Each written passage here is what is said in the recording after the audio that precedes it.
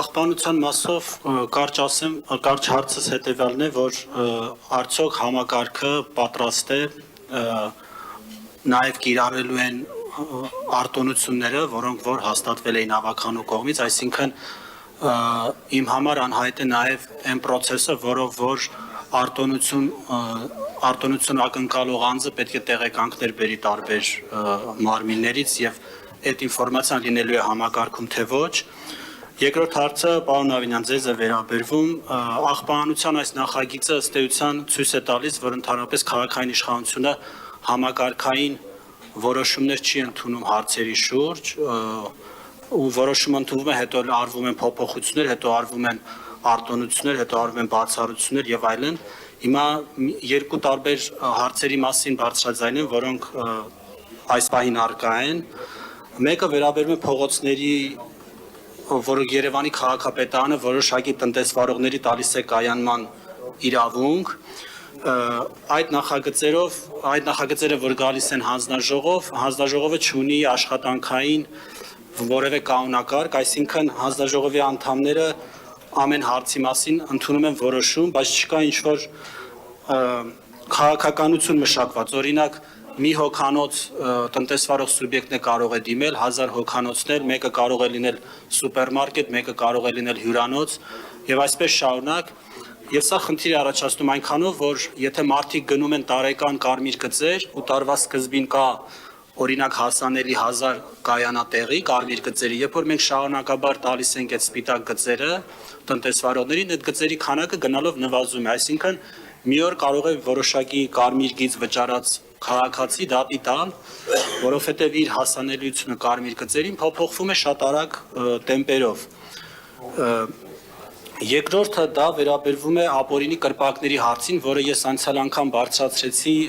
Աչափնյակի օրինակով։ Հազար ներողություն, այնուամենայնիվ խնդրում եմ նույն հարցի շրջանակներում մնալ։ Հա, որպես ասում եմ, կիսատ քաղաքականության օրինակներ կարճ կավարտեմ։ Աչափնյակի մասով ես հարցրեցի կրպակների մասով, դուք էլ էիք զարմացած այդ կրպակների մասով, որ ասել էին քաղաքականությունն է մշակվում,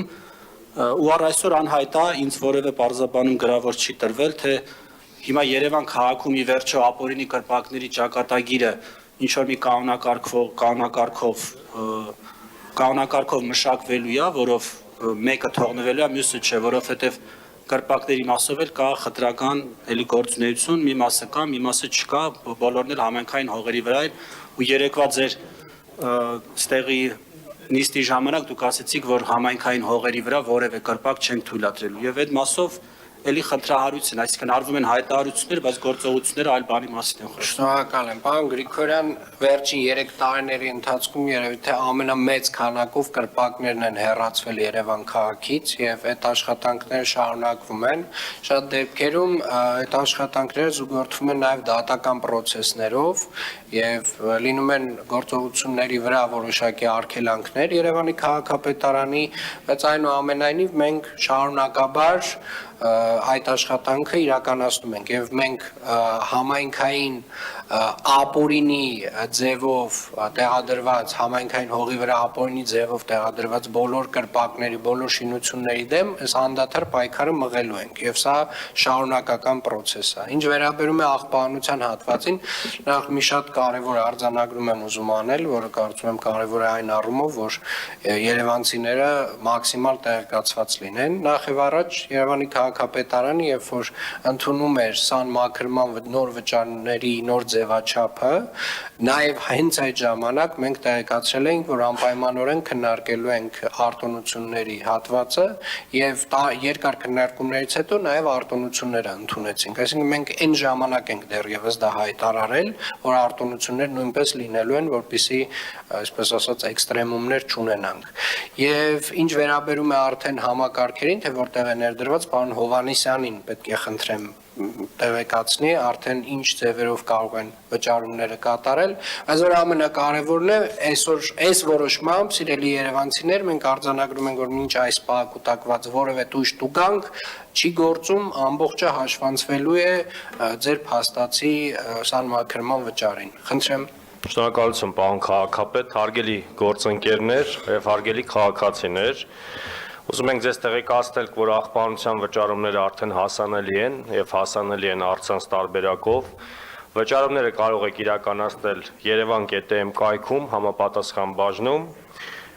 pay-community.am կայքում, ինչպես նաեւ HiPost-ի բոլոր մասնաճյուղերում, որոնք նաև մենք ունենք նաև HiPost-ի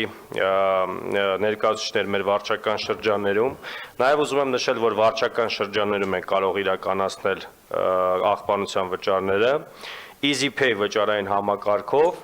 եւ բանկերից առաջինը մեզ միացել է Հայ-Էկոնոմ բանկը եւ Հայ-Էկոնոմ բանկի համապատասխան բջջային հավելվածով նույնպես կարող եք կոմունալների բաժնում վճարել։ Ուզում եմ նաև տեղեկացնել, որ գործընկերների ցանկը ընդլայնվում է